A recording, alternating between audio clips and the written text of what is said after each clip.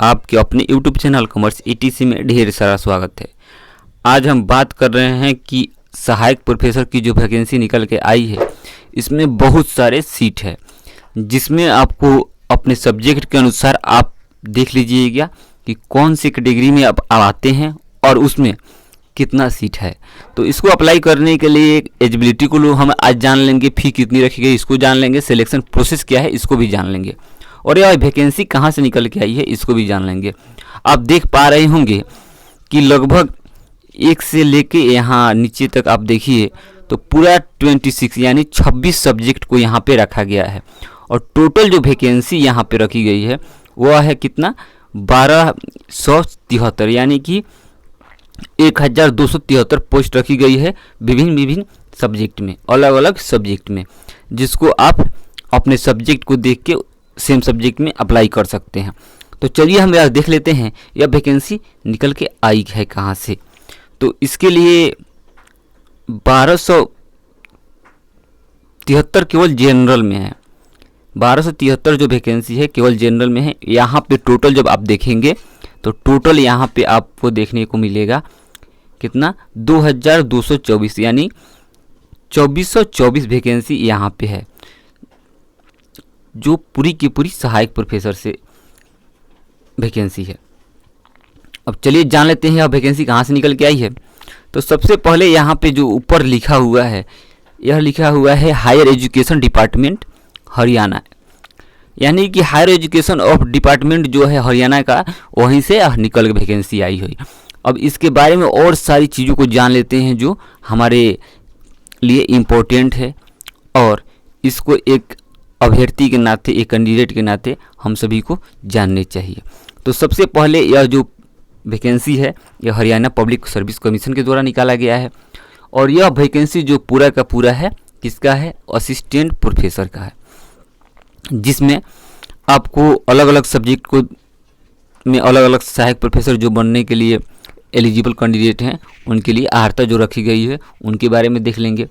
फिर देखिए सबसे पहले यहाँ पे इम्पोर्टेंट डेट है, जिसको अप्लाई करने से पहले आप देख लेंगे कि हाँ डेट इतना से इतना के बीच में है तो अप्लाई कर लेंगे।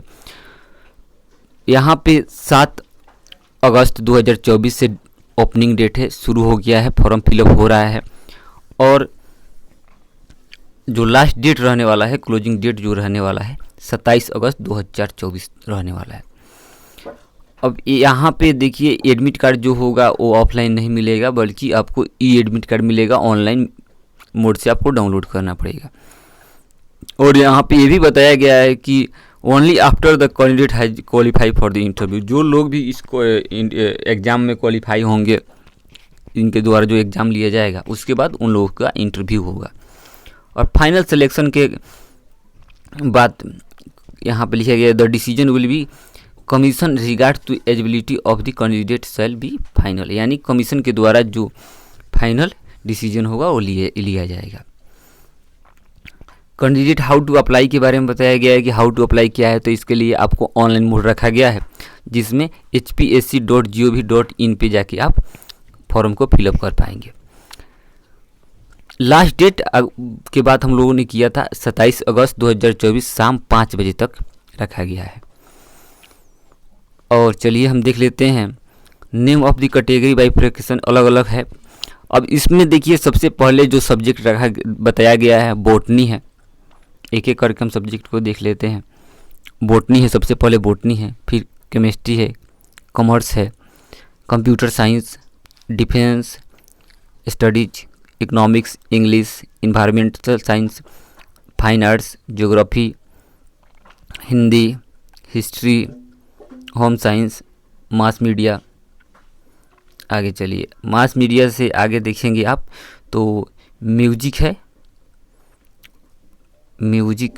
फिर फिलोसफी है, फिजिकल साइंस, फिजिकल एजुकेशन है, physics, political science, psychology, Punjabi, Sanskrit, tourism and zoology है। तो टोटल 26 सब्जेक्ट यहाँ पे रखा गया है, जिसको आप अपने सब्जेक्ट के अनुसार देख के कैटेगरी में किस कैटेगरी से आप बिलोंग करते हैं उसको देख के यहाँ पे अप्लाई करने का काम करेंगे। अब नीचे देख लेते हैं एसेंशियल क्वालिफिकेशन क्या रखा गया है। तो सबसे पहले एसेंशियल क्वालिफिकेशन जो रखा गया है वह है आपका मिनिमम एलिजिबिलिटी के लिए कम से कम आपका जो पीजी है यानी पोस्ट ग्रेजुएट है यानी मास्टर ऑफ डिग्री आपके पास जो कोर्स किए हुए हैं उसमें 55% आपके पास होना चाहिए, यानी कि 55% आपके पास मार्क्स होना चाहिए, तो तभी आप अप्लाई कर सकते हैं।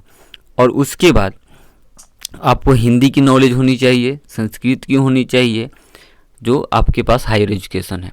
तो अधिकतर लोगों का क्लास 10 में जो मैट्रिक लिखा हुआ है, यहाँ पे देख पाएंगे मैट्रिक जो लिखा हुआ है इसमें संस्कृत या हिंदी रहता ही, तो इसके लिए आप निश्चिंत रहेंगे। और इसमें नेट यानी नेशनल एलिजिबिलिटी टेस्ट, जिनके पास नेट है वो यहाँ पे पूर्ण रूप से एलिजिबल है, फॉर्म को जरूर फिलअप कीजिएगा जिनका भी नेट है। यानी सेट जो जब भी ये हरियाणा के द्वारा कराया गया था नेशनल एलिजिबिलिटी टेस्ट के तरह ही होता है सेट, यानी स्टेट लेवल का होता है वो स्टेट एलिजिबिलिटी टेस्ट। अगर वो भी पास किए हुए हैं वो भी भर सकते हैं, और जिनके पास पीएचडी डिग्री है रेगुलर मोड में वो लोग भी यह फॉर्म फिलअप कर सकते हैं। अब चलिए आगे बात कर लेते हैं। सबका वही है, एलिजिबिलिटी जितना भी निकाला गया है सबका हर एक सब्जेक्ट का वही है। 3 चीज़, नेट होनी चाहिए, 55% आपके पीजी में मार्क्स होने चाहिए, और नेट नहीं है तो पीएचडी चलेगा, और नेट और पीएचडी है तो और अच्छा है। अब फॉर्म को फिलअप जरूर करेंगे। अब हम देख लेते हैं कि इसका सिलेबस क्या रहने वाला है। तो सिलेबस का पैटर्न जो है आपका टोटल नंबर ऑफ क्वेश्चन जो पहला रहेगा स्क्रीनिंग टेस्ट के नाम से जिसको रखा गया है, इसमें टोटल 100 क्वेश्चन रहेंगे, वो भी एमसीक्यू पैटर्न के से रहेंगे, जिसमें आप इसको देके यहाँ पे स्क्रीनिंग एग्जाम को पास कर लेंगे। और माइनस मार्किंग का प्रावधान यहाँ पे रखा गया है जो 0.25 है, यानी कि आप 4 क्वेश्चन गलत करते हैं तो एक आपका सही जाएगा। ठीक है, तो चलिए। और इसमें जो बताया गया है कि any candidate not darkening any the 5 circle in the more than 10% question will be disqualified. अच्छा,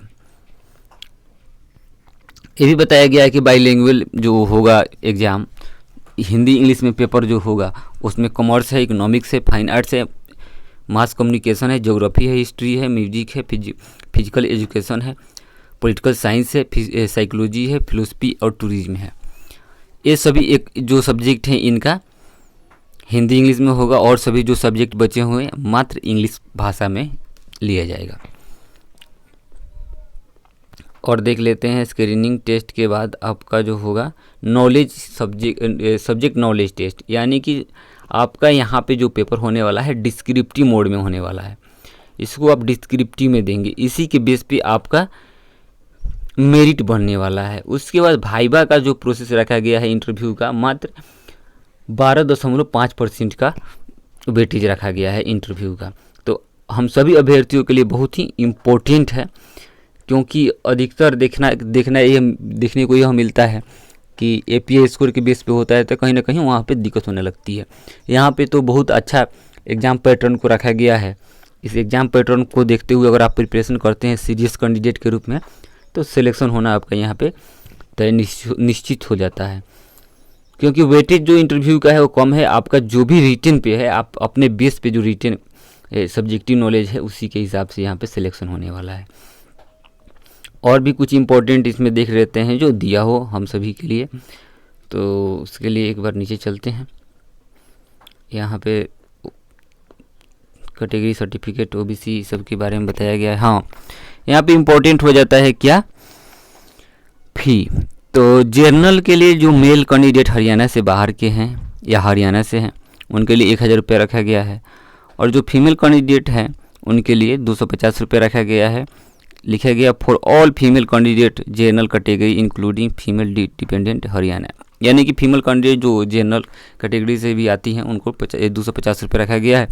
और SC/ST जो लोग कैटेगरी के अंदर आते हैं नॉन क्रीमिलियर उनके लिए 250 रुपये रखा गया है।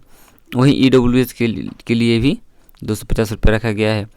और फिजिकली हैंडीकैप्ड जो लोग हैं, डिसेबिलिटी है, उनके लिए नील है, उनके लिए कोई फी रखा नहीं गया है। चलिए, जो भी इम्पोर्टेंट इन्फॉर्मेशन था इस वीडियो में हमने बताने का काम किया है। अगर हमारा वीडियो आपको पसंद आए तो लाइक शेयर सब्सक्राइब जरूर कीजिएगा।